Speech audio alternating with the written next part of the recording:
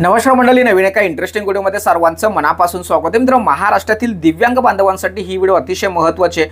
मित्रांनो, राज्यातील अनेक दिव्यांग बांधवांच्या माध्यमातून एक प्रश्न विचारला जातो की सर, आमच्याकडे जे UDID कार्ड आहे हे टेम्पररी UDID कार्ड आहे, मग आम्हाला जून महिन्याचा हप्ता मिळणार का?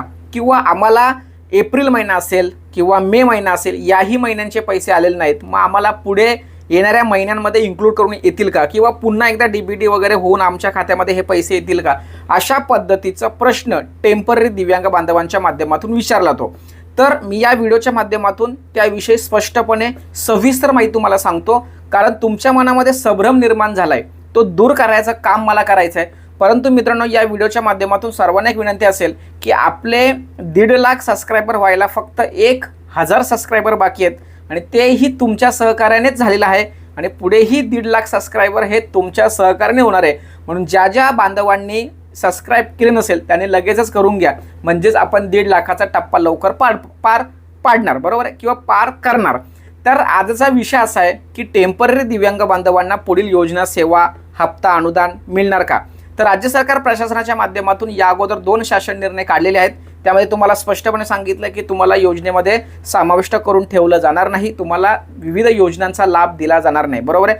आपण याविषयी प्रशासनाशी ज्यावेळेस चर्चा करतोय त्यावेळेस त्यांच्याकडून स्पष्टपणे उत्तर आलंय की जे काही टेम्पररी दिव्यांग बांधव आहेत ते रिकवर होऊ शकतात, बरोबर आहे. आता इथे एक महत्त्वाचा प्रश्न असाही आहे की जे दिव्यांग बांधव हे परमनंट आहेत, परंतु त्यांना दिलेलं सर्टिफिकेट हे टेम्पररी आहे, बरोबर ना. ज्यांना असं काही तुमच्या बाबतीत झालं असेल तर प्रत्येकाने कमेंट्स करा. म्हणजे तुम्ही खऱ्या अर्थाने दिव्यांग आहात, खऱ्या अर्थाने परमनंट दिव्यांग आहात, पण प्रशासनाच्या हलगर्जीपणामुळे तुम्हाला या ठिकाणी टेम्पररी दिव्यांग सर्टिफिकेट दिलेलं आहे, लक्षात ठेवा.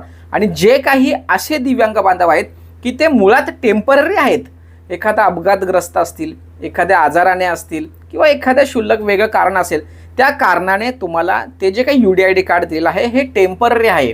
या अगोदर तुम्ही त्या विविध योजनांचा लाभ घेत होता त्या कार्डवरती, पण आत्ता पुढे तुम्हाला या योजनेचा, विविध योजनांचा लाभ त्या कार्डने मिळणार नाही, अशा पद्धतीचं प्रशासनाने, शासनाने GR काढलेले आहेत, बरोबर आहे.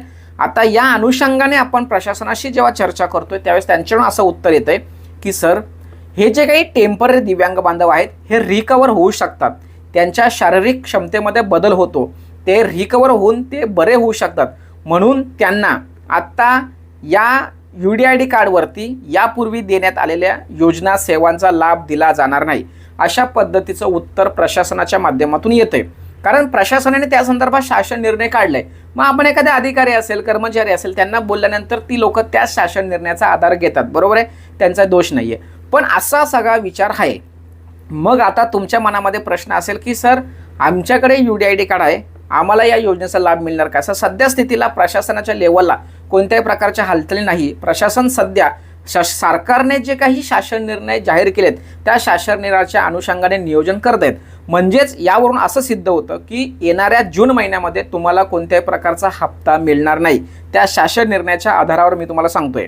आता तुम्ही सांगाल सर, नाही, असं नाही झालं पाहिजे, आम्ही सुद्धा दिव्यांग आहोत, आम्हाला सुद्धा त्या योजनेचा लाभ मिळाला पाहिजे, आम्हाला प्रशासनाच्या हलगर्जीपणामुळे किंवा ते वैद्यकीय डॉक्टर जे काही होते त्यांच्याकडून आम्हाला परमनंट द्यायला पाहिजे होतं, तर ते टेम्पररी दिलंय. तर ही एक जी दुरुस्ती आहे ती दुरुस्ती आपल्याला करायची आहे. जे आपलं स्वावलंबन वेबसाईट आहे, सध्या स्थितीला बंद आहे, पण स्वावलंबन वेबसाईटवरती तुम्ही पुन्हा फॉर्म भरायचं आणि त्या ठिकाणी जाऊन तुम्ही ते परमनंट करून घ्यायचं. आणि त्या ठिकाणी जर काही हलगर्जीपणा किंवा चुकीचं जर आढळल्यास लगेचच मला कॉल करा, माझ्याशी संपर्क साधा, किंवा तुमच्या स्थानिक जे तहसीलदार आहेत त्यांना जाऊन भेटा की बाबा माझ्या बाबतीत असं असं होत आहे. कारण सध्या स्थितीला, मी जुनं नाही सांगत, पण सध्या स्थितीला मंत्रालय असेल, आयुक्त कार्यालय असेल, शासन असेल, हे दिव्यांगांच्या बाबतीमध्ये आता सध्या अलर्ट आहेत. वेगवेगळ्या धडाधड शासन निर्णय तुमच्या बाजूने निघत आहेत. त्यामुळे आत्ता सध्या स्थितीला तुम्हाला संधी आहे. तुम्हाला परमनंट UDID कार्ड मिळणं अपेक्षित होतं, परंतु तुम्हाला टेम्पररी मिळालंय, तर ते चेंज करून तुम्ही घ्यायचं आहे. आता राहिला प्रश्न असा की जे UDID कार्ड धारक टेम्पररी आहेत त्यांनाही अनुदान मिळालं पाहिजे. आपण सुद्धा त्याविषयी सकारात्मक आहोत, मिळालं पाहिजे, कारण जोपर्यंत आहे तोपर्यंत तरी मिळालं पाहिजे. म्हणजे UDID कार्ड त्यांच्याकडे आहे, रिन्युअल होतंय नाही होत हा भाग वेगळा. जर रिन्युअल झालं नाही तर ठीक आहे, त्यांना वगळण्यात आलं, काही हरकत नाही, पण जोपर्यंत त्यांच्याकडे ते कार्ड आहे तोपर्यंत त्यांना ते मिळालं पाहिजे, अशा पद्धतीचं माझं सुद्धा मत आहे. परंतु सरकार मात्र किंवा प्रशासन मात्र असं करत नाहीये. लक्षात ठेवा. आता हे कधी होणार? जे माझ्या मनामध्ये आहे, तुमच्या मनामध्ये आहे, ते कधी होणार? ज्यावेळेस आता प्रशासनाचा दोष नाही, प्रशासन सरकार जे सांगाल ते प्रशासन करतील. मग ते तहसीलदार असो किंवा प्रांतसाहेब असो किंवा कलेक्टर साहेब असो, हे सरकारचं ऐकणारी माणसं आहेत, बरोबर आहे. ते काही बदल नाही करू शकत. हे बदल कोण करू शकतो? सामाजिक कार्यकर्ते, एखादा मंत्री किंवा जे काही आपले CM आहेत, डेप्युटी CM आहेत, जे काही बच्चूभाऊ कडू आहेत, अतुल साहेब आहेत, अशी जी काही महत्त्वाची जी नावं तुम्हाला सर्वांना ठाऊक आहेत, मलाही माहीत आहेत, या लोकांनी जर मनात जर आणलं तरच काहीतरी बदल होणार, अन्यथा बदल होणार नाही.